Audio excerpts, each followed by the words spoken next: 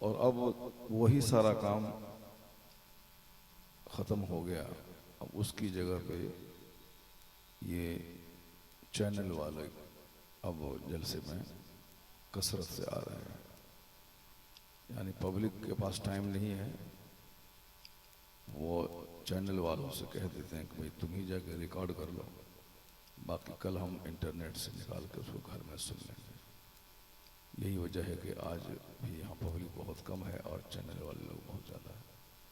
2 2 4 2 6 2 8 2 10 2 12 2 14 2 16 2 18 19 19 तो मेरे सामने, इसको मैंने गिना है। अल्लाह तबारक व तआला हम लोगों की हालत पे रहम फरमाए। ये बात ही नहीं कहनी चाहिए कि हम लोग परेशानी में हैं, उलझनों में। अब ये सारी बातें पुरानी हो गई और बोलना ही नहीं चाहिए। बुजुर्गों ने कहा है कि ये मत बोलो कि अल्लाह तबारक व तआला तुमको कितना चाह रहा है, बल्कि तुम अपने गरीबान में झांक के देखो कि तुम अपने खुदा को कितना चाह रहे हो। और बिला वजह की बातें लोग करते हैं कि साहब फिलिस्तीन तबाह हो गया तो हिंदुस्तान बर्बाद होने वाला है और हमारे ऊपर खतरात के बादल मंडला रहे हैं। ये सब बातें बिल्कुल ही नहीं करनी चाहिए। 2-4 दिन 2-4 घंटे के बाद बंदा मरने वाला है, कब्र में जाने वाला है, हिसाब किताब वहाँ होने वाला है।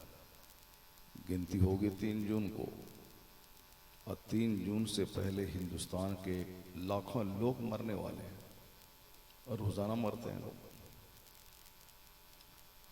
तो गिनती अपनी जगह होगी, कौन बनेगा हाकिम नहीं बनेगा वो अपनी जगह होगा, मगर लोग 1 सेकंड के बाद मर सकते हैं और मरते भी। अचानक चक्कर आया मर गए, गाड़ी एक्सीडेंट की लोग मर गए। आज भी अखबार में बहुत सारी खबरें थी कि कितने दर्जनों लोग मर गए। रोजाना इस तरह की खबरें आ रही हैं। तो जो 3 जून के बाद होने वाला है उस पर तो खूब तबसरा है, लेकिन 3 मिनट के बाद जो होने वाला है उस पर कोई तबसरा नहीं। अल्लाह अल्लाह। गैर जरूरी बातें बोलने के हम आदी हो गए, जो जरूरी नहीं है वो काम करने के हम आदी हो गए। जबकि इस्लाम मजहब जरूरियात से बहस करता है, जो आपके लिए कंपलसरी सब्जेक्ट है उस पे जोर देता है इस्लाम। आका अलैहिस्सलाम की एक हदीस पाक आप लोग सुने होंगे, फरमाते हैं सरकार कि मिन हुस्न इस्लामिल मर्इ तर्कुहु मा ला यानी। 1 करोड़ की एक बात है जो हुजूर ने कह दी। आका अलैहिस्सलाम फरमाते हैं कि एक मोमिन के इस्लाम का हुस्न ये है कि ला यानी, यानी गैर जरूरी चीजों को छोड़ दे। मिन हुस्न इस्लामिल मर्इ तर्कुहु मा ला यानी। एक मोमिन के इस्लाम की खूबसूरती यह है कि जो अननेसेसरी चीज है उसको छोड़ दे, जो मीनिंगलेस चीज है, जो बेमाना है उसको छोड़ दे, जिसका कोई मतलब नहीं है, जो अर्थहीन है उसको छोड़ दे। ये जिंदगी के हर शोबे के बारे में हुजूर ने फरमाया। खाने पीने, रहने सहने, उठने बैठने, दोस्ती करने, मुलाकात करने, घर से बाहर निकलने, घूमने फिरने, शादी ब्याह, तीजा 40वां अकीका, खतना, वलीमा, from the cradle to the grave, माँ की गोद से लेके कब्र की गोद तक जिंदगी में जितने भी मरहले आते हैं, जितने भी मामलात पेश आते हैं, हर चीज में गैर जरूरी चीजों को बंदा छोड़ दे। शादी में भी ऐसे भी, खाने पीने में भी, हर चीज में आज हमारी पूरी एनर्जी गैर जरूरी चीजों में सर्फ होती है।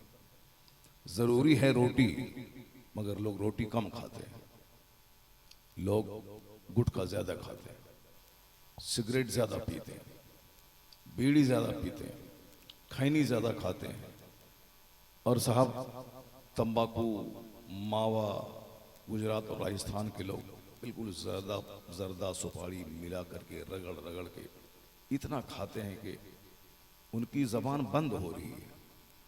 अब डॉक्टरों को जबान खोलने के लिए दवाई बनानी पड़ रही है।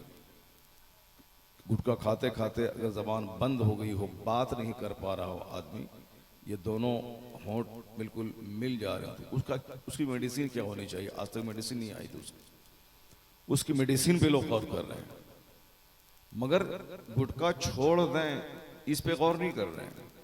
बल्कि गुटखा खाने के बाद जो दोनों जबान बंद हो रही है, जबान जो मोटी हो रही है, उसको रोकने के लिए दवाई के बारे में लोग सोच रहे हैं। एक गैर जरूरी चीज जिसका खाना किसी भी तरह जरूरी नहीं है और किसी भी तरह फायदा नहीं है उसमें, सिवाय नुकसान के कोई फायदे का पहलू ही नहीं। मैं सिर्फ ये बता रहा हूं कि जो चीजें जरूरी हैं लोगों ने किस तरह उसको छोड़ दी और गैर जरूरी चीजों के पीछे किस तरह लोग पागल हो गए। जरूरी है रोटी, मगर लोग रोटी कम खा रहे हैं।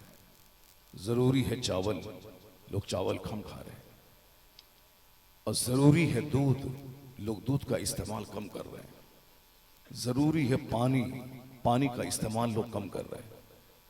जबकि इस गर्मी के मौसम में कम से कम आदमी को 10 लीटर पानी डेली पीना चाहिए, लेकिन यहां 3 लीटर पानी भी लोग नहीं पी पाते हैं और ये पानी बहुत जरूरी है। तो गैर जरूरी चीजें, और आज डॉक्टरों के पास जाने के बाद जितने भी खतरनाक अमराज हैं सबका कारण है गैर जरूरी चीजों का सेवन।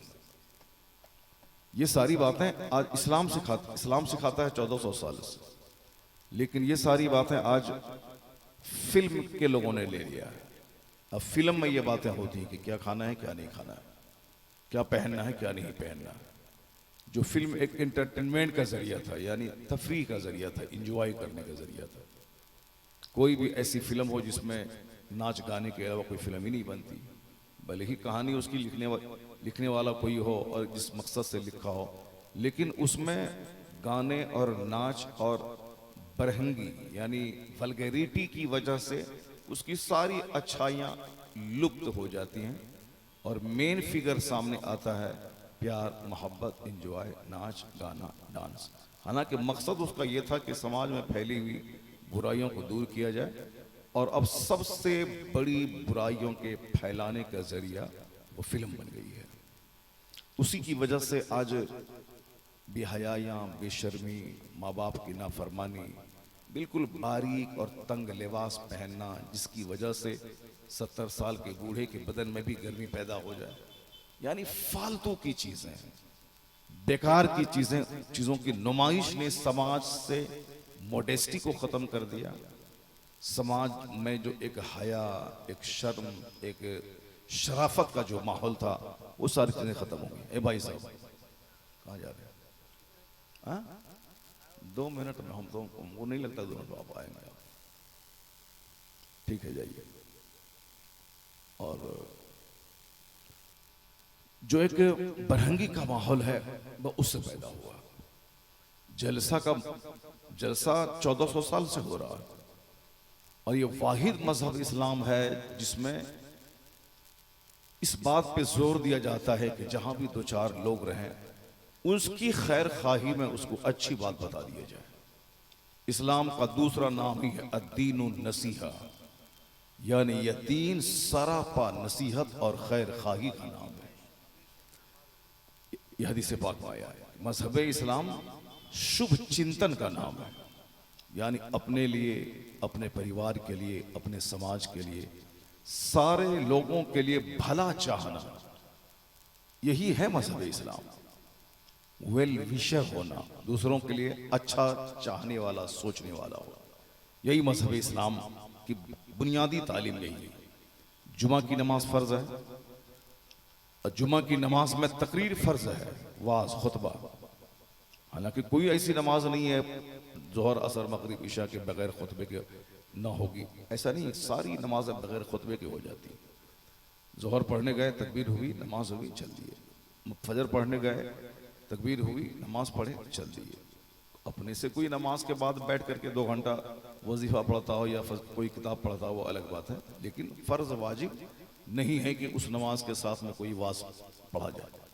लेकिन जुमा की नमाज एक ऐसी नमाज है जिस नमाज के साथ वाज जरूरी है, कंडीशन है, मशरूत है। वो जैसे बगैर वजू के नमाज नहीं होगी, उसी तरह बगैर खुतबे जुमा के जुमा की नमाज नहीं होगी, लाजिम है, उसके बगैर नमाज ही नहीं होगी। चाहे 1 मिनट का खुतबा हो, चाहे 1 घंटे का खुतबा हो, वो खुतबा लाजिम है कि इमाम मेंबर पे खड़ा होके 3 बार सुभान अल्लाह ही क्यों ना कह दे, मगर ये फ़र्ज ज़रूरी है, लाजिम है, उसके बगैर जुमा की नमाज ही नहीं होगी।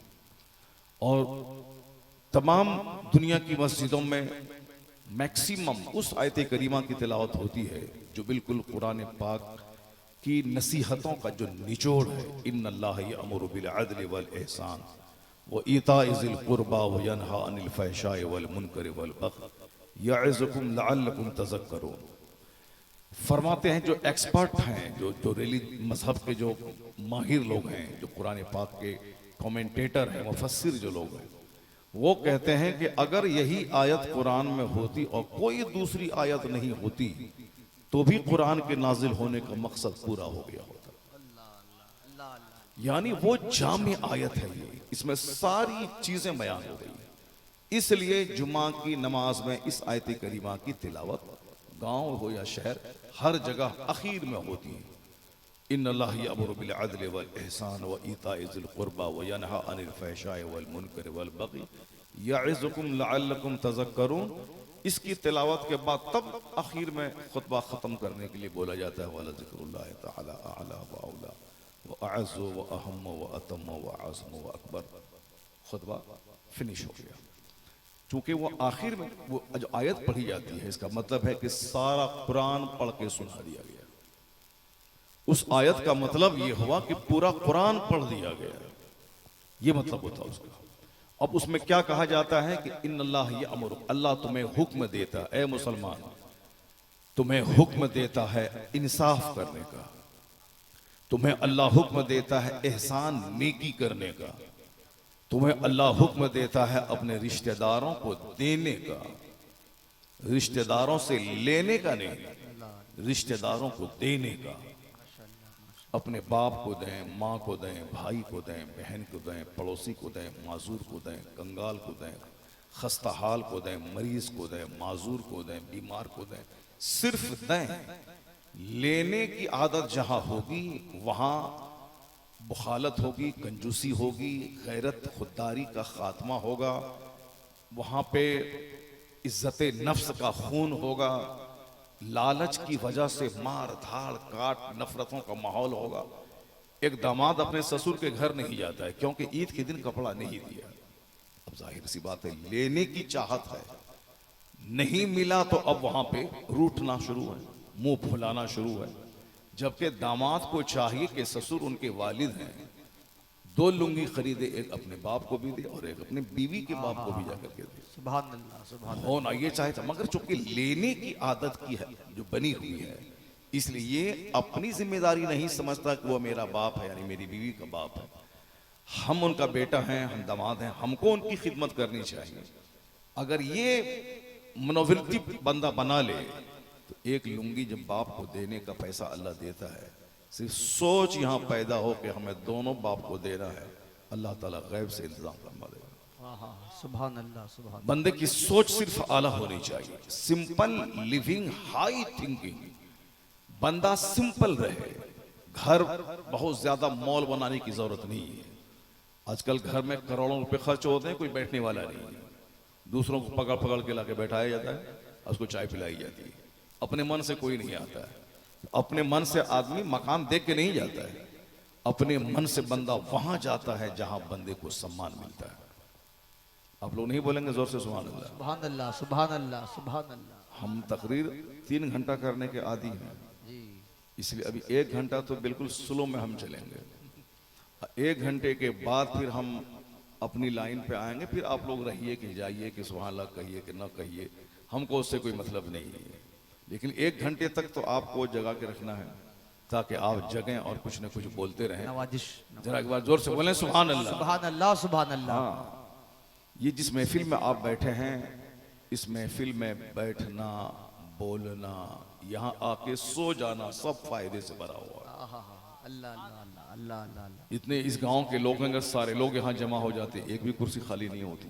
जी लेकिन क्योंकि वो समझते हैं कि चलो वो करवा रहे हैं, वो समझे अपना काम समझे, वो हम क्यों जाएं, अपना चलो देखेंगे बाद में। तो अपना सो गए। डेली सोना है, आज भी सो गए। ऐसा नहीं कि गांव में आज अल्लाह के जिक्र की महफिल मुनक़िद हो गई।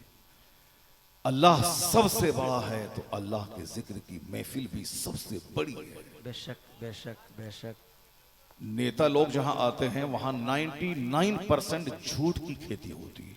और आजकल ये हमारी बात भले किसी को बुरी लग जाए, लेकिन वो लोग खुदे आपस में लड़ रहा है। ये झूठ पार्टी है, वो झूठ पार्टी है।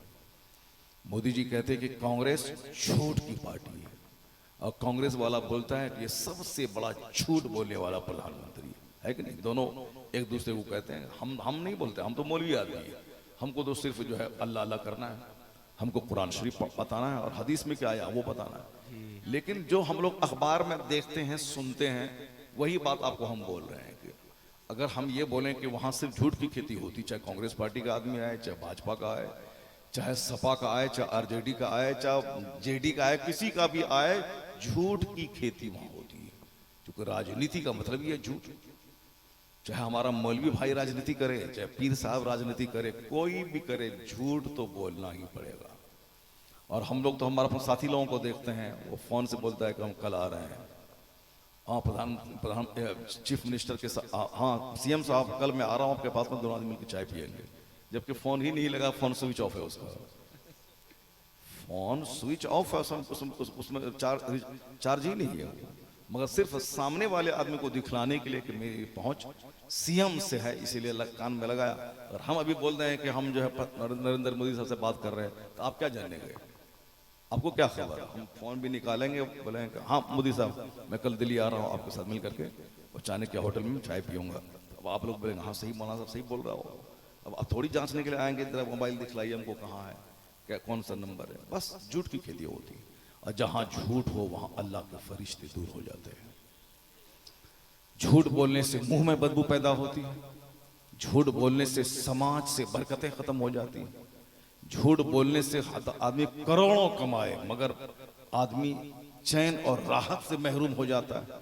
क्योंकि झूठ जहां बोला गया वहां शैतान आता है, फरिश्ते दूर हो गए। फरिश्ते ही रहमत लाते हैं, फरिश्तों की आमद से मदद नाजिल होती है, फरिश्तों की दुआओं से आसमान से बारिश होती है, फरिश्तों के नुज़ूल की वजह से गुर्बत में खुशहाली की खुशबू आती है। लेकिन जब फरिश्ते रूठ जाएं, नाराज हो जाएं, आना छोड़ दें, तो अब वहां पे नहुसत तारी होती है। जिस घर में सुबह सवेरे लोग फजर की नमाज पढ़ के कुरान पढ़ते हैं, आसमान से लेकर जमीन तक फरिश्तों की एक टीम नाजिल होने लगती है। सुभान अल्लाह। और उस घर में रहमतों की बारिश की दुआएं करते हैं। फरिश्ते जहां बैठ जाएं वहां बरकत ही बरकत होती है। जिस घर में कुत्ता पाला जाए वहां फरिश्ते नहीं आते। आजकल कुत्ता पाला जा रहा है। कल अभी वीडियो में दिखला रहा था कि राहुल गांधी अपनी माँ सोनिया गांधी के लिए वो कुत्ता कहीं से लाया था, और कुत्ता अपनी माँ को गिफ्ट दे रहा है। पहले लोग अपनी माँ को न जाने बड़ी कीमती चीजें गिफ्ट दिया करते थे, और आजकल कुत्ता गिफ्ट दिया जा रहा है। तो हमको ये महज नहीं है कि कौन पार्टी क्या है नहीं है, कौन हारेगा कौन जीतेगा, हमको सबसे मतलब नहीं है। कांग्रेस आ जाए ठीक है, भाजपा आ जाए ठीक है, कांग्रेस भी वही है, भाजपा भी वही है, सपा भी वही है, आरजेडी वही है, जेडी वही है। और ये कोई नहीं बोलेगा कि इस्लाम खतरे में है। कांग्रेस पार्टी नहीं आए इस्लाम खतरे में है, वो महा झूठा है। ये 50 साल से हम सुन रहे हैं, नेता बोलता है इस्लाम खतरे में, और ये खतरे वाली बात बोल के हमारा वोट लेकर जाके वो शराब पीता है, दिल्ली में मौज मस्ती करता है। और हमारा मौलवी साहब भी बोलता है कि इस्लाम खतरे में, तुम नहीं संभलेगा तो मिट जाएगा। ये हम लोग 50 साल से सुनते हुए आ रहे हैं, खतरे में है। अल्लाह की कसम, इस्लाम न कभी खतरे में था, न आज है, न कयामत तक रहेगा। वाह माशाअल्लाह माशाअल्लाह। और ये हमारी बकवास, हमारी बोली नहीं है, ये कुरान शरीफ की बोली है। कुरान अल्लाह का कलाम है। दुनिया के सारे लोगों को अल्लाह ने पैदा किया है। हर आदमी के पेट में 2 kg पाखाना अल्लाह ने रख दिया है। कि जब भी तू पियर से साबुन लगा के राडो घड़ी पहन के और हाई क्वालिटी के रेड एंड चीफ और का जूता पहन के, और साहब सियाराम डिगजाम और रेमंड का कपड़ा पहन के जब तुम ये समझो कि मैं बहुत हाई फाई आदमी हूं, तो बस पेट का पखाना याद कर लेना, तेरी सारी हाईनेस खत्म हो जाएगी। ये जो यहां जो 2 केजी है, ये बंदे की कमजोरी अल्लाह ने रख दी है कि जब भी तुझको लगे कि मैं गोरा, मैं नारा, मैं बड़ा, मैं हाई, तो बस सिर्फ उस पखाना को याद कर लेना, तेरा सारा गुरूर चकनाचूर हो जाएगा। ये पेशाब पाखाना मेरी कमजोरी, यह नाक का बहना मेरी कमजोरी, यह नींद मेरी कमजोरी। बड़ा से बड़ा गामा पहलवान हो, लेकिन जब नींद आती है तो मुर्दा हो जाता है, और हालत नींद में आदमी मुर्दा हो जाता है। तो ये नींद हमारी कमजोरी, पेशाब पाखाना हमारी कमजोरी, पसीने की बदबू हमारी कमजोरी, मुंह की बदबू ये हमारी कमजोरी, ये आंख का आंसू ये हमारी कमजोरी, ये सारी हमारी वीकनेस है। पेशाब पाखाना, पसीने की बदबू, नाक का बहना, मुंह की महक, ये सारी चीजें हमारी वीकनेस को दर्शाती हैं। अल्लाह ने हमें पैदा ही कमजोर बनाया है। हमारी पैदाइश इब्तदान मिट्टी का पुतला, हम लोग मिट्टी से इंसान पैदा हुआ। जिस मिट्टी को गोंधा गया, जिससे बदबू आने लगी, उसी बदबूदार गारे से ये इंसान पैदा हुआ। और फिर उस मिट्टी के पुतले को पानी बना के बाप की रीढ़ की हड्डी और माँ की सीने की हड्डी में रख दिया गया, और वह पानी का नापाक कतरा जो शर्मगाहों से गुजर कर माँ के शिकम में पहुंचता है, और फिर वहां नाक नक्शे की तामीर होती है, और फिर 9 महीने के बाद वो नक्शा माँ की शिकम से बाहर आता है। 9 महीने तक माँ के पेट में माँ का माहवारी खून रोक लिया जाता है, और उस खून को बच्चे के बदन में नाली के जरिया, वेन के जरिया उस खून का सप्लाई होती है। वह खून बच्चे की खुराक होती है। खून इस कदर वह नापाक चीज है कि औरतों पे हर महीने नमाज माफ है, किसी पर माफ नहीं। मर्द चाहे मर क्यों, मरने से पहले हर हाल में उसको नमाज पढ़ना है। लेकिन औरतों को चूंकि कमजोरी है कि उसके जरिए बच्चा पैदा होता है, बच्चा पाला जाता है, इसलिए वो एडिशनल खून है, इसलिए औरतों पर नमाज उस पीरियड की नमाज माफ कर दी गई कि नमाज अब उसको नहीं पढ़ना है। उस पीरियड में नमाज माफ, उसकी कज़ा भी नहीं करनी है, चूंकि ये कमजोरी हर महीने की है, इसलिए से कितना कज़ा पढ़ेगी वो, तो कज़ा भी नहीं। मर्द को तो खड़ा ना हो सकता हो तो बैठ के बैठ नहीं सकता हो तो लेट के लेट न सकता हो तो इशारे से पढ़ना ही पढ़ना, किसी हालत में माफ नहीं है। जिस तरह बगैर खाना खाए इंसान जिंदा नहीं रह सकता है, उसी तरह बगैर नमाज पढ़े हुए कोई मुसलमान रह ही नहीं सकता है। ये हमारे घुट्टी में बच्चों को पिला देना चाहिए, ताकि बच्चा आईएएस ऑफिसर बने तो नमाज के साथ बने, दारोगा बने नमाज के साथ बने, डीएम बने नमाज के साथ बने, चपरासी बने नमाज के साथ बने, प्रोफेसर बने, बैरिस्टर बने, लॉयर बने, मास्टर बने, टीचर बने। बगैर खाए हुए कोई टीचर नहीं बन सकता है। और टीचर चाहे वो डीएम बनने के लिए 18 घंटे क्यों नहीं पढ़े, फिर भी उसको 3 टाइम खाना है, ताकि वरना मर जाएगा। तो जब इतना बड़ा प्लान है कि मुझको आईएएस निकालना है, 18 घंटे पढ़ना है, लेकिन जिंदा रहने के लिए खाना है, तो ठीक उसी तरह चाहे कोई भी काम हो, मुसलमान चाहे हल चलाए या 8 घंटे ईंट ढोए, या उनका बच्चा स्कूल कॉलेज में 5 घंटे पढ़े, फिर अपने घर में आके 10 घंटा पढ़े, कोई भी काम हो, जिस तरह खाना बंद नहीं होता है, उसी तरह 10 मिनट की नमाज भी बंद नहीं होनी चाहिए। बेशक, क्योंकि खाए बगैर जिंदा रहना मुश्किल है, उसी तरह नमाज के बगैर मुसलमान रहना मुश्किल है।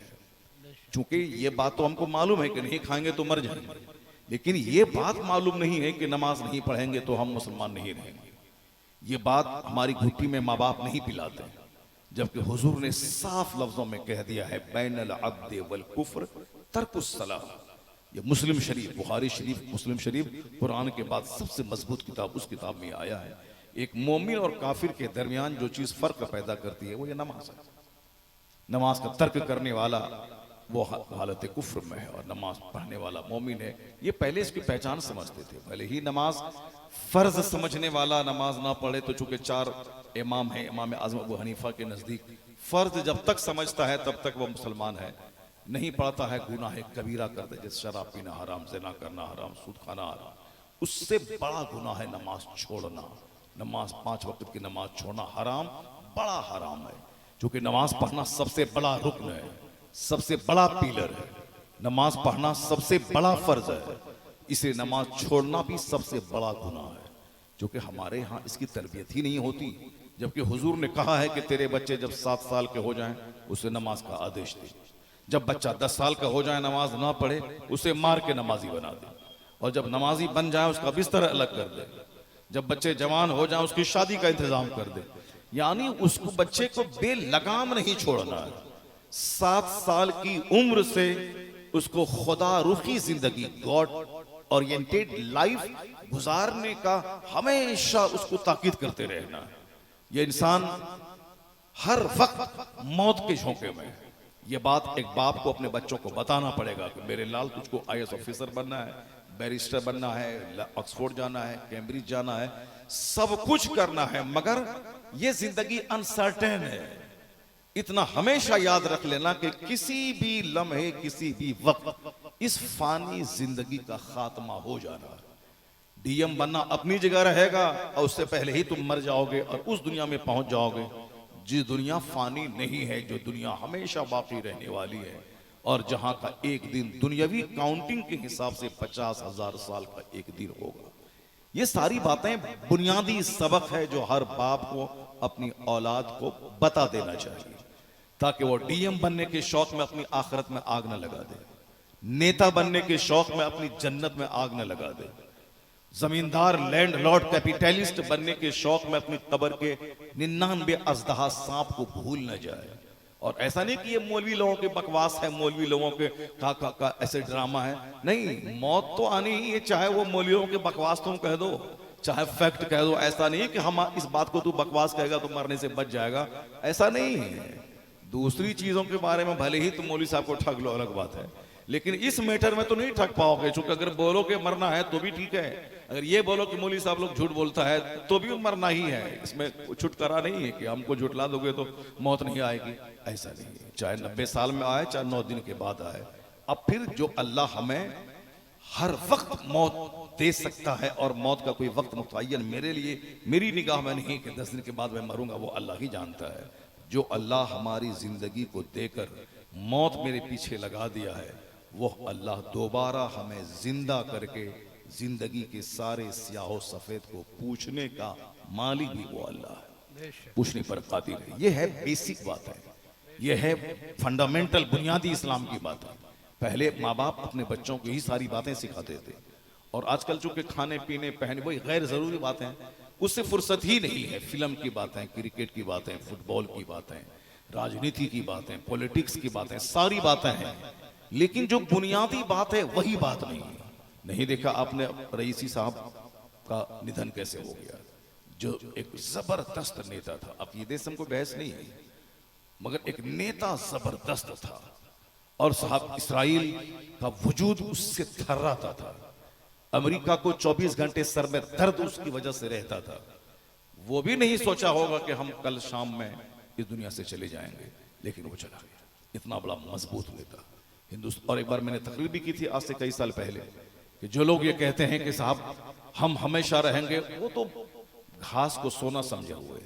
उसे मालूम नहीं कि हिंदुस्तान का पहला प्रधानमंत्री पंडित जवाहरलाल नेहरू कहाँ चले गए, दूसरा नेता प्रधानमंत्री गुलजारी लाल नंदा कहाँ चले गए, तीसरा मोरारजी देसाई कहाँ चले गए, इंदिरा गांधी कहाँ चली गई, उसके बाद जो लोग आए वो लोग कहाँ चले गए, अटल जी कहाँ गए, नरसिम्हा राव कहाँ गए, चंद्रशेखर कहाँ गए, ये पीवी नरसिम्हा राव कहाँ गए। ये सारे वह लोग थे जो हिंदुस्तान की सबसे बड़ी कुर्सी पर बैठे हुए थे, लेकिन सब आए अपने अंजाम को पहुंच गए।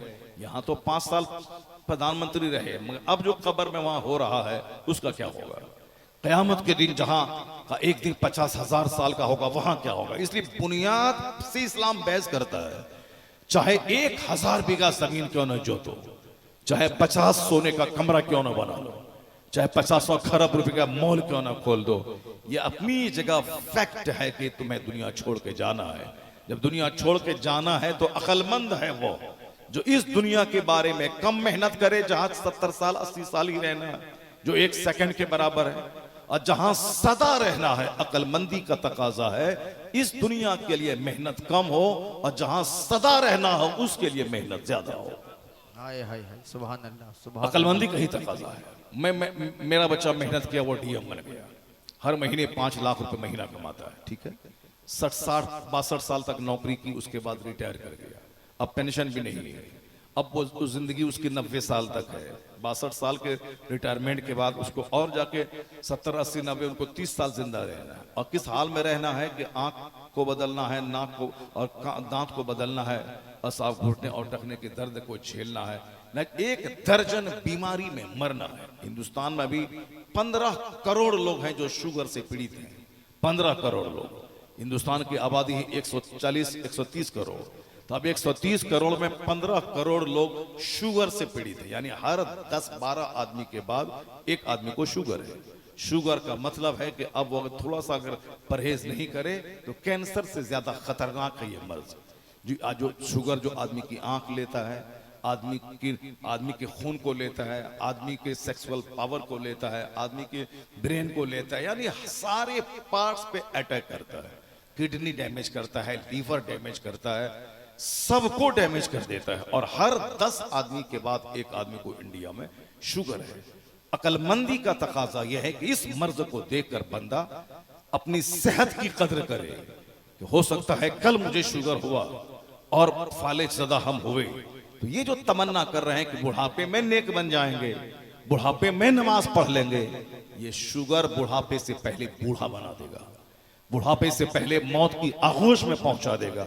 इसलिए जो वक्त मिला है, चाहे 18 साल का, 16 साल का, 17 साल का, 20 साल का, इस वक्त को गनीमत समझकर बंदा इबादत में लगा दे, सच्ची तौबा करे, नमाजों का पाबंद हो जाए। उसके बाद फिर वो मेहनत से पढ़े लिखे डीएम बने, आईएएस ऑफिसर बने, बैरिस्टर बने, सब बने, लेकिन सबसे पहले मरने के बाद जन्नत जाने का सामान कर ले, ताकि कॉलेज में भी मरे तो कोई टेंशन ना हो, या 90 साल के बुढ़ापे में भी मरे तो कोई टेंशन ना हो। इतना जरूर है कि दुनिया में रोजी सबको मिल जाएगी, जन्नत सबको नहीं मिलेगी। रोजी सबके लिए है, जन्नत करोड़ों में किसी किसी के लिए है। इसलिए अक्लमंद है वो जो दुनिया की रोजी से ज्यादा अपनी जन्नत के लिए फिक्रमंद हो जाए। हाय हाय, क्योंकि जो चीजें सबको मिलने वाली हैं उसके लिए क्या चिंता करना है। रोजी सबको मिलेगी, जन्नत सबको नहीं मिलेगी। रोजी जो अल्लाह को गाली देता है वो भी 3 टाइम खाना खाता है। जो इस्लाम को नहीं मानता है, यहूदी जो सबसे जलील और बदतरीन कौम है दुनिया की, वो हमसे ज्यादा अच्छा खाना खाता है, हमसे ज्यादा दौलत उसके पास है। हिंदुस्तान के मुशरिक जो 50,000 खुदाओं की पूजा करता है, कभी नाली, कभी नाला, कभी तालाब, कभी सूरज, कभी चांद, कभी झाड़, कभी पौधा, कभी दरख्त, कभी झाड़, कभी बिल्ली, कभी चमगादड़, कभी भैंस, कभी बैल, कभी सांप तक को नहीं छोड़ा लोगों ने, सांप को भी खुदा बना दिया लोगों ने।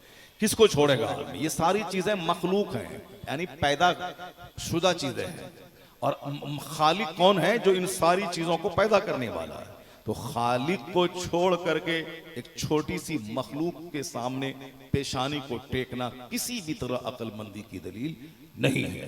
और मुसलमान चाहे वो रेडी चलाए, ठेला चलाए, मजदूरी करे, बीमार रहे, चाहे उसके पांव गल जाए, चाहे किराए के घर में रहे, चाहे फुटपाथ पर रहे, लेकिन वो कभी किसी दरख्त और झाड़ किससे नहीं कहता है कि मैं बीमार हूं, तू मुझे शिफा दे दे, मैं मखलूक हूं, तू मेरा खालिक है, तू मुझे रोजी दे दे। कभी नहीं। वो मर जाएगा लेकिन सूरज के सामने भी हाथ जोड़ के खड़ा नहीं होगा कि तू मेरा खुदा है।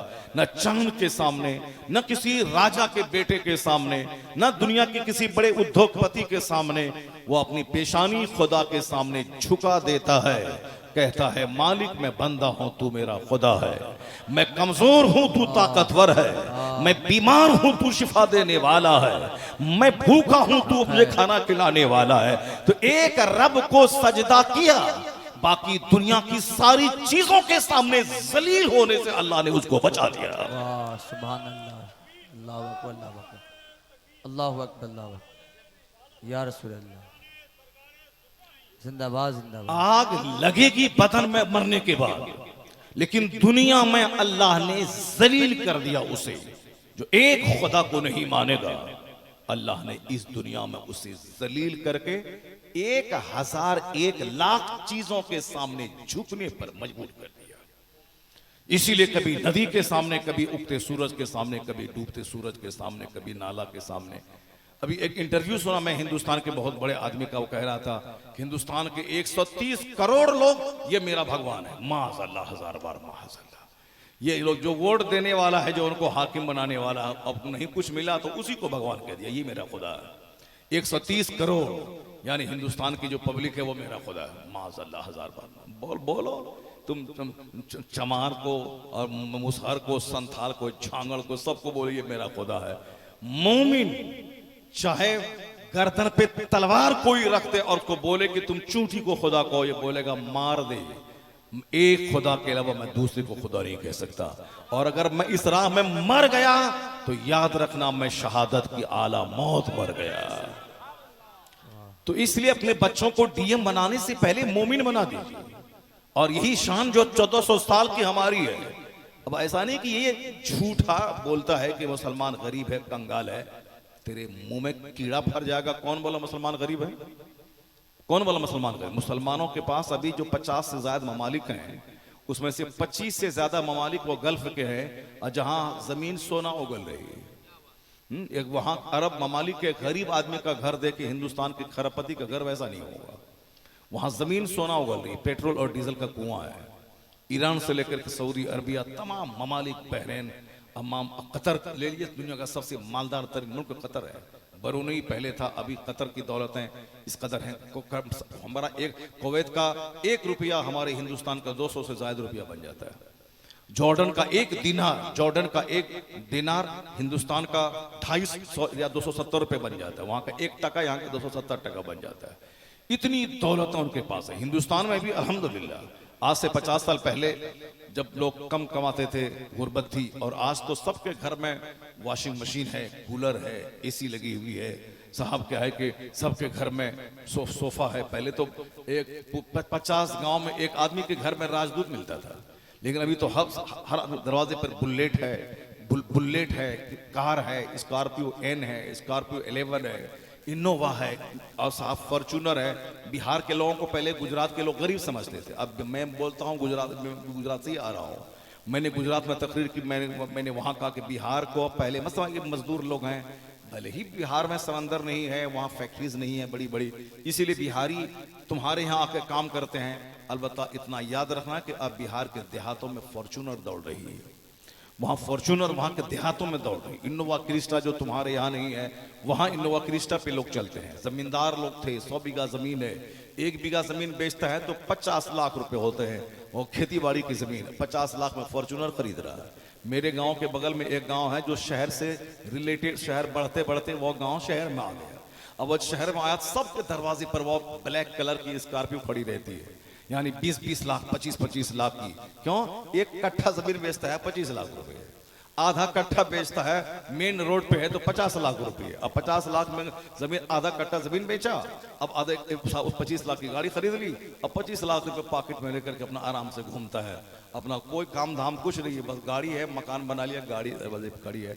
तो अब बताइए कि 50 साल पहले आप ईद की नमाज पढ़ने जाते थे, आपके पाँव में चप्पल नहीं होती थी, उस चप्पल को टाक के आप जाते थे। 50 साल पहले आप ईद के दिन नमाज ताखीर से पढ़ते थे, क्योंकि तौलिया को आप धोते थे सुखा के, तब उसको लेके जाते थे।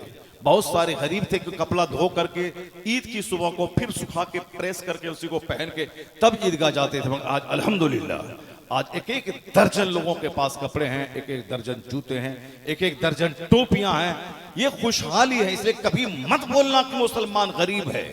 मुसलमान माशी तौर पर मजबूत है, उसके पास बहुत पैसे हैं। पहले तो इसको चावल नहीं मिलता था, आज से 30 साल पहले खाने के लिए हफ्ता में 1 दिन भात खाता था और उसकी ईद बन जाती थी। पहले मड़वा की रोटी लोग खाते थे, कौनी की रोटी लोग खाते थे, मकई की रोटी लोग खाते थे। ये मकई जो आज अमेरिका के कुत्तों की खुराक है, और मकई से जो मेडिसिन तैयार हो रही है, और ये मकई को हम लोग खाते थे बचपन में, उसकी मोटी मोटी रोटी खाते थे। और वो रोटी जिस मकई से आज दवाई बन रही है, उसकी रोटी जब बंदा खाता था तो खतरनाक बीमारी उसको नहीं होती थी। मड़वा की रोटी, वो काली जो रोटी होती है जिसको आज बंबई का अरबपति खाता है, क्योंकि वह पेट को साफ करने, कॉन्स्टिपेशन, कब्जियत दूर करने के लिए उससे बेहतर कोई नुस्खा नहीं है। और आज अरबपति मड़वा की रोटी खाते हैं। कल जो गरीबों की खुराक थी, पहले सारे गरीब खाते थे, इसलिए सेहतमंद रहते थे। अब गरीब ने रोटी छोड़ दिया, मैदे वाली रोटी गरीब खाना शुरू की। अब अरबपति वही साहब मड़वा की रोटी खा रहे हैं ताकि मेरा पेट सही रहे और लीवर ट्रांसप्लांट करने का मौका नहीं आए। तो पहले मड़वा की रोटी खाने वाला आज वह मैदे की रोटी खा रहा है। पहले साहब तख्त पे सोने वाला आज गद्दे पे सो रहा है। एक चप्पल को सी के पहनने वाला आज एक एक दर्जन चप्पल रख रहा है। तो माल कम नहीं है। अलबत्ता अब रही बात कि हम स्विफ्ट, पहले मेरा बाप पैदल चलता था, आज मेरे पास स्विफ्ट है, तो अल्लाह का शुक्र अदा करना चाहिए कि अल्लाह का करोड़ों एहसान है कि मेरा बाप पैदल चल के रेलवे स्टेशन जाता था, अब हमारे पास स्विफ्ट है। अल्लाह का करोड़ों एहसान कि मैं आग पे भी सजदा करूं। मैं कार के लायक तो था नहीं, लेकिन जिसके पास साइकिल नहीं थी वो कार पे चल रहा है, तो वो तो सजदा जोहर असर मगरिब के अलावा 2 रकात और पढ़ेगा। ये कहते इलाही मेरा बाप पैदल चलने वाला, उसके बेटे को तुमने स्विफ्ट डिजायर दिया है, मैं आग पे भी सजदा करूं, तेरी इस नेमत का शुक्र मुझसे अदा नहीं हो पाएगा। मगर चूंकि आज हो गए लोग नाशुक्र, आज दौलतों के अंबार में बैठने के बाद लोग रोने के आदी हो गए। अपने से ऊपर वालों को देखता है कि उसके पास फॉर्च्यूनर है 50 लाख की, मेरे पास 7 लाख की स्विफ्ट है, उसके मुकाबले में तो मैं गरीब हूं, उसको देखता, इसीलिए स्विफ्ट उसको कुछ समझ में नहीं आती है। अब वह रोता है और चेहरा उसका काला है, या तो हसद उससे चिढ़ता है या फिर उसे हासिल करने के चक्कर में ब्लड प्रेशर इसका हाई होता है। जो मौजूदा सुख अल्लाह ने दिया था कि तेरे बाप के पास साइकिल नहीं थी, अल्लाह ने तुझको स्विफ्ट दिया, इसको तो मस्त रहना चाहिए था। जिसके पास साइकिल नहीं थी उसके पास स्विफ्ट पे चल रहा, अल्लाह तेरा करोड़ों एहसान है। यानी वो अपनी पुरानी हालत को देखता, चेहरा गुलाब की तरह खिला रहता। लेकिन ये मुकेश अंबानी के 100 करोड़ की कार देख रहा है, इसलिए अब फॉर्च्यूनर भी इसके सामने कुछ नहीं है। नाशुक्री की वजह से चेहरा सूखा है, नाशुक्री की वजह से 1 दर्जन बीमारी बदन के अंदर है, नाशुक्री की वजह से हमेशा तनाव में रहता है, नाशुक्री की वजह से इसका पैसा बढ़ता जाता है और अपने से ऊंचे पैसे वाले को देख देख कर ये अपने आप को गरीब समझता चला जाता है।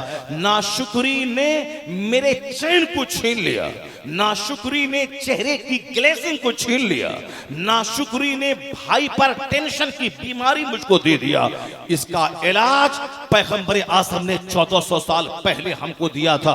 काश नजर मुस्तफा पे रहती, आज ये चेहरा गुलाब की तरह खिला होता।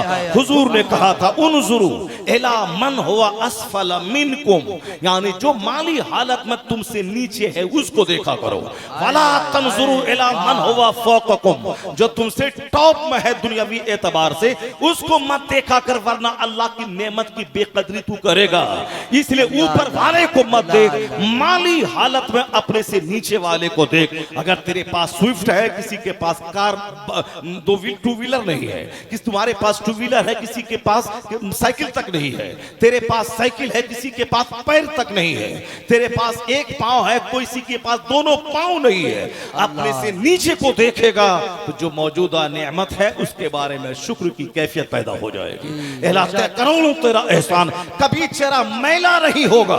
और नेकी में अपने से ऊपर वाले को देख, तू 5 वक्त पढ़ता है, वो तहज्जुद पढ़ता है, वह इशराक पढ़ता है, वह अवाबीन पढ़ता है, वह रोजाना 100 रकात नमाज से नफल पढ़ता है। अगर तू नेकी में अपने से ऊपर वाले को देखेगा तो नेकी करके मखरूर नहीं बनेगा, यह नेकी तुझे तबाह बर्बाद नहीं करेगी।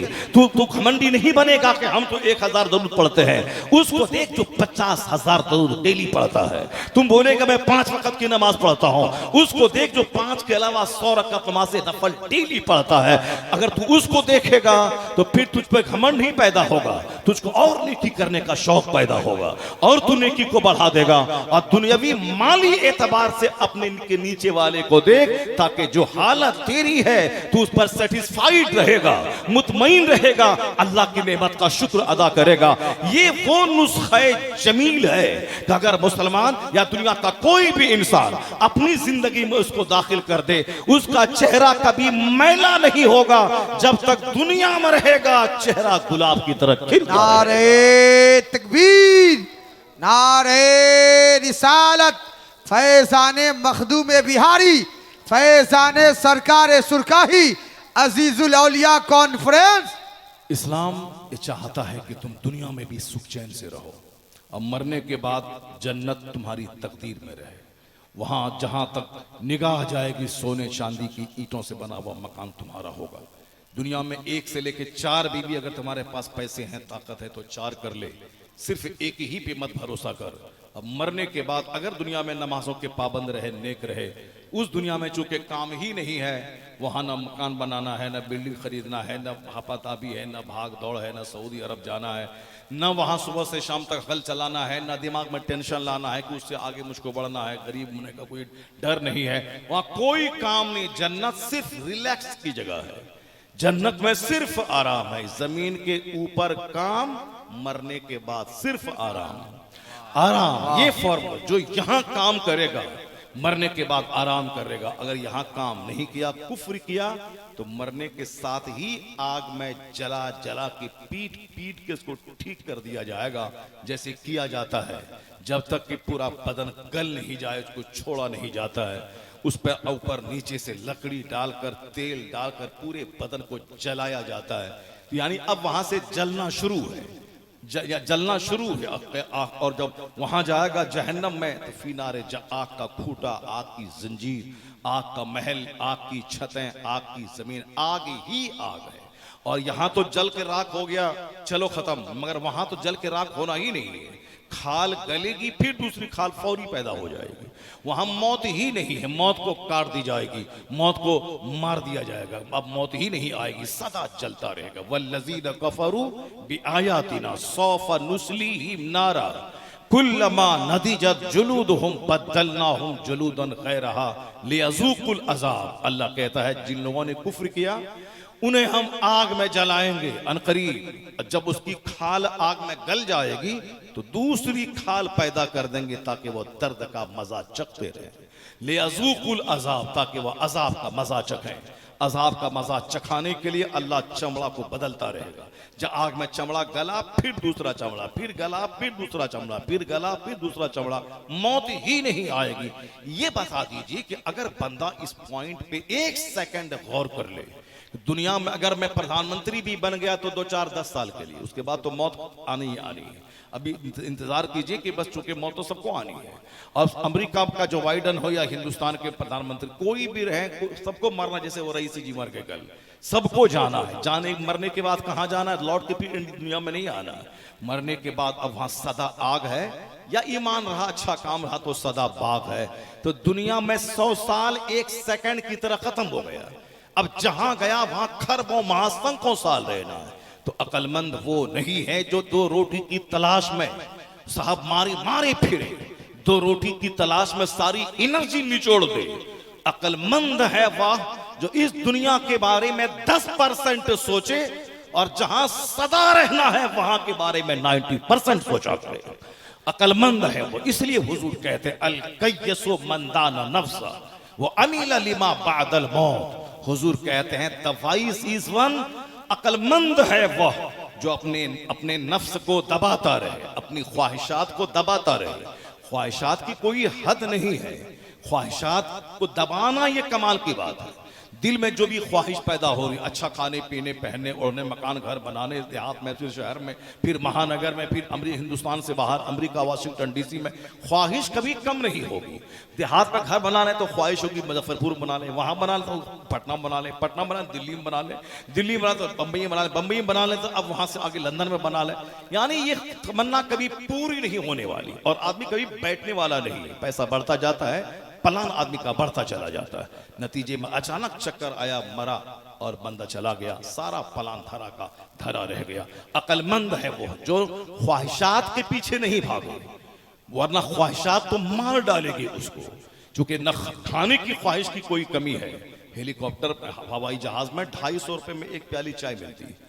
मैं परसों चाय पिया 200 रुपए की, 400 रुपए की, यानी दो चाय, और चाय के साथ में कुछ लेना पड़ेगा स्नैक्स। मैंने कहा कि उपमा लाओ, चूंकि उपमा साउथ इंडियन खाना है और बहुत ज़बरदस्त है, शुगर वाले के लिए बहुत फ़ायदेमंद है। पोहा जो बम्बई वाले खाते हैं, पोहा, उसे पोहा हुआ, उपमा हुआ, ये सब बड़ी अच्छी चीज़ें जो साउथ इंडियन फूड है। और बिहार की गज़ा है वो झाल मोड़ी, हम लोगों की गज़ा है झाल मोड़ी। और साउथ इंडिया के लोग क्या खाते हैं, वो उपीट खाते हैं, उपमा खाते हैं, पोहा खाते हैं, यानी वो सब जो कुछ लगता है, जैसे इडली है, इडली है, डोसा है, तो इडली में तेल नहीं डाला जाता है, वो बिल्कुल तेल मसाले से फ्री चीज़ है, बहुत अच्छी चीज़ है। और डोसा में साहब उसमें घी तेल नहीं डाला जाता है, बिल्कुल फ्री चीज़ है, बिल्कुल प्योर चीज़ है। अब स्टीम उसको यानी उसको उबाला गया है, बहुत फायदेमंद चीज़ है। और झाल मुड़ी बहुत अच्छी चीज़ है, उसमें अगर ज़्यादा तेल मसाला ना हो, माशाल्लाह हमारे अभी भाई तशरीफ लिया है, ज़बरदस्त। अब आप सोचते हो जल्दी तकरीर ख़त्म करें, तकरीर हम शुरू में हमने नहीं किया, तभी हम एक तमहीदी तौर पर हम गुफ्तगू कर रहे हैं। अभी हम तकरीर शुरू करेंगे, भी तकरीर करेंगे, तकरीर आप सुनेंगे, आप उसके बाद फिर अभी भाई के आप नात सुनेंगे। तकरीर यही है, वो तकरीर नहीं कि कुर्ता फाड़ तकरीर, कुर्सी तोड़ तकरीर, वो 40 साल पहले होती थी, कुर्सी तोड़ तकरीर, यानी मारा हाथ इसको तोड़ दिया, और उसके बाद साहब पूरा जोर से बोल बोल के अपना कपड़ा फाड़ लिया। इसी मुजफ्फरपुर इलाके एक आदमी था बनारस में, हमसे बोला, हजरत एक मौलाना साहब थे जो कुर्ता फाड़ दिया था तकरीर करते करते, क्या ज़बरदस्त होगा, आप लोग क्या तकरीर कीजिएगा। हमको कहता था आप लोग क्या तकरीर कीजिएगा, वो तकरीर करते थे, बिल्कुल बोलते बोलते कपड़ा फाड़ लिया पूरा। मैंने कहा क्या नाम था उनका, बोला मुजफ्फर हुसैन किचोचवी रहमतुल्लाह अलैह। तो खैर वो बहुत बड़े खतीब थे वहाँ हमारी जमात के, बहुत बड़े। हो सकता है कभी जज्बात में के कपड़ा फाड़ लिया हो, कौम का दर्द हो, लोगों की बदअमली पे अफसोस करते हुए नहीं रहा गया, आउट ऑफ कंट्रोल हो गए, अब कपड़ा फाड़ लिया। तो खैर, और हम बचपन में देखे थे कुर्सी तोड़ने वाला मुकर्री, आज से 40 साल पहले जलसा सुनने जाते थे हम लोग, बैठते थे आगे, मौलाना साहब आते थे और आने से पहले लगता था जैसे इस पर बीमार है, बोलता था मैं आज नहीं बोलूँगा, तबीयत मेरी ख़राब है। 90% मौलाना यही शुरू में वो बोलते हैं कि मेरी तबीयत बहुत ख़राब है, नासाज है, मैं सफ़र से आया हूँ, ट्रेन हमारी जो है 12 घंटे ट्रेन पर मैं रहा हूँ, चूँकि सही बात बोलें इसीलिए से मुस्कुरा रहे हैं, ये सही बात है। और हमारी हालत नहीं है, हम हालांकि 12-12, 15-15 घंटे सफ़र करते हैं, 24 घंटे भी ट्रेन पे, अब वो कम है क्योंकि 24 घंटे जो ट्रेन पे रहेंगे वो कहीं तकरीर कर देंगे, फ्लाइट से चले गए, तो इसलिए। मगर कभी बोलते नहीं कि मैं थका हूँ। अभी हमको ये जगाने के लिए गए थे मौलाना साहब, अभी हमको ये बता रहे थे आपका पैर दबाते रहे मगर आप तो उठने का नाम नहीं। हम लोग बोले हम आज के जलसा मेरा गया काम से, ये मौलाना साहब बुलाया खर्चा करके मगर ये उठ ही नहीं रहे हैं। बोला खूब जोर जोर से दबाया तब आपकी आँख खुली, वो आँख खुलने तक, फिर बाथरूम जाने तक, वहाँ से आके बैठने तक, कपड़ा पहनने तक, ये नहीं था कि उसको यकीन नहीं था कि मौलाना साहब कुछ बोल पाएगा, ये नहीं बोल पाएगा, ये तो इस पर तो नींद का खुमार तारी है, ये तो इधर चलना है तो उधर चल रहे हैं, पगड़ी ऐसे पहनना है तो ऐसे पहन रहे हैं, टोपी यहाँ खुली हुई रह रही है, ये नहीं बोल पाएंगे। अब उनको लग रहा होगा कि अब तो ये 5 घंटा बोलेंगे, तो मतलब है कि मगर हम नहीं बोलते हैं कि हमको ऐसा है वैसा है, मगर ये हम बचपन से सुनते हुए आ रहे हैं। तो शुरू में बोलेंगे कि बहुत बीमार है, तबीयत खराब है, तकरीर नहीं करेंगे, जैसे मौलाना साहब भी खड़े, फिर सब खड़े हुए, बोले हम तकरीर करने नहीं खड़े हुए हैं, तकरीर करने नहीं खड़े, मगर फिर 10 मिनट बोल ही दिया। तो बहुत सारे लोग होते हैं कि हम तकरीर नहीं करेंगे आज, आप बोलेंगे शुरू, मगर जब फिर 5 मिनट के बाद रनिंग में आएंगे तो लगेगा अरे पूरा चीखना फाड़ना, माइक को तोड़ना शुरू कर दिया। तो पब्लिक भी कहती है कि देखना ये अभी बोल रहा है ना कि हम नहीं बोलेंगे, बीमार हैं। अब 5 मिनट के बाद जिन्नात सवार होगा इस पर, 5 मिनट के बाद। अब 5 मिनट के बाद जहाँ ये रनिंग में आया, बोला देखा ना जिन्नात सवार हो गया इसके ऊपर। पहले तो बोलता था कि हम नहीं बोलेंगे और अब जिन्नात सवार हो गया। तो जिन्नात सवार होता था पहले, कपड़ा फाड़ना, कुर्सी तोड़ना, अब ऐसा नहीं है। अब क्या कहते हैं लोग, 5 मिनट बोलो मगर ऐसी बात बोलो जो बात दिल में उतर जाए। तो अब चीखना नहीं, चिल्लाना नहीं, बल्कि काम की बात बोलो कि मुझे क्या करना है, क्या नहीं करना है, हुजूर क्या करते थे, हुजूर ने क्या कहा है, कुरान क्या कहता है, कुरान में हमारे लिए क्या आया है, ये सारी बातें लोग सुनना चाहते हैं। अगर नहीं सुनना चाहते हैं तो हमने आज तक अपना कपड़ा नहीं फाड़ा, हमने आज तक कुर्सी नहीं तोड़ी, हमने आज तक साहब क्या है कि बिला वजह की चीख पुकार नहीं की। लेकिन 30-30 दिन के महीने में 35-35 तकरीरें पूरी लोग सुन रहे हैं। सिर्फ बिहार में कम करता हूं कि बिहार से बाहर ज्यादा तकरीरें करता हूं। इसका मतलब है कि लोगों का ट्रेंड अब बदल रहा है। लोग सुनना चाहते हैं, लोग बातें सुनना चाहते हैं, चीख पुकार नहीं। एक हदीस सुना दो मुस्तफ़ा की, ताकि हमारी जिंदगी में काम आए, हर कदम पे काम आए। तुम कुरान पाक की रोशनी में जिंदगी गुजारने का एक नुस्खा बता दो, ताकि वो नुस्खा मेरी जिंदगी में काम आए। तो लोग काम की बातें सुनना चाहते हैं, चीख पुकार अब नहीं सुनना चाहते। अल्लाह ताला हम सबों को जलसे की कद्र की तौफीक अता फरमाए। हम सबों को अल्लाह के रसूल की हदीस पाक सुनना और उस पर अमल करने के अल्लाह हम सबों को तौफीक अता फरमाए। तो मैं कह रहा था कि रोजी सबके लिए एक बहुत बड़ा पॉइंट है, इस पर गौर करेंगे आप। रोजी सबके लिए है, तो रोजी के लिए ज्यादा प्रयास नहीं होना चाहिए, चूंकि बंदा की रोजी अल्लाह दुनिया के पैदा होने से 50,000 साल पहले लिख दिया। इन्नल्लाह कतबा मकादीर अल खलाइक, अल्लाह ने मखलूक की तकदीर को लिख दिया है 50 अल्फ सना क़ब्ल 50 अल्फ सना, यानी 50,000 साल पहले मखलूक की तकदीर को अल्लाह ने लिख दिया है। जफ़ल कलम, हदीस में आया है कि तकदीर लिखने वाला जो कलम है उसकी रोशनाई खुश्क हो चुकी है। जफ़ल कलम, कलम खुश्क हो चुका है, फारिग हो चुका है। मखलूक की तकदीर लिखकर कलम खुश्क हो चुका है, यानी कलम फारिग हो गया है। अब कौन कहां मरेगा ये लिखा जा चुका है, किसको कितनी रोजी मिलेगी ये लिखा जा चुका है। कौन सईद है, कौन शकी है, यानी कौन बदनसीब है और कौन खुशनसीब है ये लिखा जा चुका है। कौन जन्नती है, कौन जहन्नमी है ये लिखा जा चुका है। तो रोजी लिखी जा चुकी है हमारे पैदा दुनिया बनने से 50,000 साल पहले। उसी हिसाब से अब दुनिया चल रही है। पहले लोगों की उम्र होती थी 500 साल, 500 साल, 400 साल, 300 साल। फिरौन जैसे बादशाह की उम्र 400 साल हो गई, किसी की 250, किसी की 300, किसी की 150। इस तरह लंबी लंबी उम्रें होती थी। अब धीरे धीरे घट घट के हुजूर ने फरमाया है मेरी उम्मत की जो उम्र होगी कब क्या होगी, 60 से लेके 70 साल। मिन 60 इला 70, 60 से लेके 70 साल ये एवरेज उम्र है। अब कोई 90 साल चला जाएगा वो अलग बात है, कोई 25 साल में मर जाएगा वो अलग बात है, लेकिन एवरेज उम्र औसतन उम्र क्या होगी 60 से लेके 70 तक, यानी 60 से लेके 70 साल। ये फ्रॉम 60 टू 70 ये एवरेज उम्र। हुजूर ने कहा मेरी उम्मत की उम्र ये होगी। और खुद सरकार दो अलैहि सलाम की जो जाहिरी उम्र थी वो 63 साल थी, 63 ईयर्स। और अब उम्र का रेशियो यही है 60 से लेके 70। कोई 90-100 साल हो जाए, साज नादिर करोड़ों में एक, वो अलग बात है, लेकिन एवरेज उम्र है 60 से 70 साल। अब कहा 400 साल, 700 साल। जनाबी नूह अलैहि सलाम की उम्र थी कितनी, 1000 साल। आपने तबलीग फरमाई 950 साल तक आपने इस्लाम की तबलीग फरमाई। और 950 साल में कितने लोग का ईमान लाए, 80 लोगों ने कलमा पढ़ा। 950 साल तबलीग दीन करते रहे। कलमा कितने लोगों ने पढ़ा, 80 लोगों ने, 80 लोगों ने। आज हमसे लोग कहते हैं कि साहब अब मौलाना की बात में अब तासीर नहीं रही, इसलिए लोग जहां थे वहीं रहते हैं। जलसे से पहले जहां थे जलसे के बाद भी वहीं रहते हैं। हमने तकरीर कितनी की आपके सामने, 1 घंटा, 2 घंटे, 3 घंटे, बस जिंदगी में 3 घंटे। और दूसरा भी मौलाना आया साल में एक बार, गांव में आया 2 घंटा 1 घंटा बोला चला गया। यहां 950 साल तक कौन मौलाना नहीं, मुझ जैसे खरबों मौलाना जिनके पांव की धूल के बराबर नहीं है। क्योंकि इस रुए जमीन की सबसे बड़ी हस्ती रसूल और नबी की हस्ती होती है। अल्लाह के बाद जो सबसे बड़े लोग होते हैं वो अल्लाह के चुने हुए नुमाइंदा, यानी अल्लाह के रसूल, अल्लाह के नबी होते हैं, जो अल्लाह का भेजा हुआ होता है। वो नबी चाहे जहां भी रहे, नबूवत से बड़ा कोई मनसब नहीं होता। और अल्लाह जिससे मोहब्बत करता है, जिसको चाहता है, उसे नबूवत के लिए पसंद कर लेता है। अंबिया कराम कितने हैं, 1,24,000 कमो बेश। उसमें रसूल कितने हैं, 313। उन रसूलों में 5 हैं उलुल अज़्म रसूल, बड़े रसूल। 5 बड़े रसूल हैं। आपकी तवज्जो है मेरी तरफ, ए बाबू, इधर सुनो, इधर सुनो।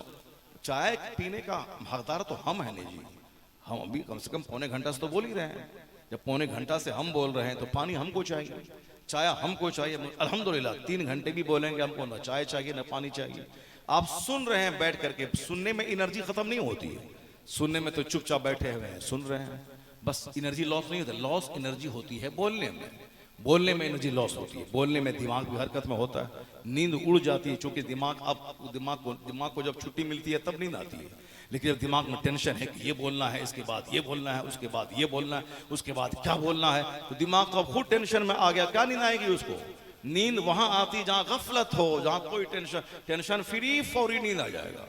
इसलिए आज नींद नहीं आती है तो टेंशन फ्री की दवाई उसको दी जाती है, टेंशन खत्म फौरी नींद आ जाएगी उसको।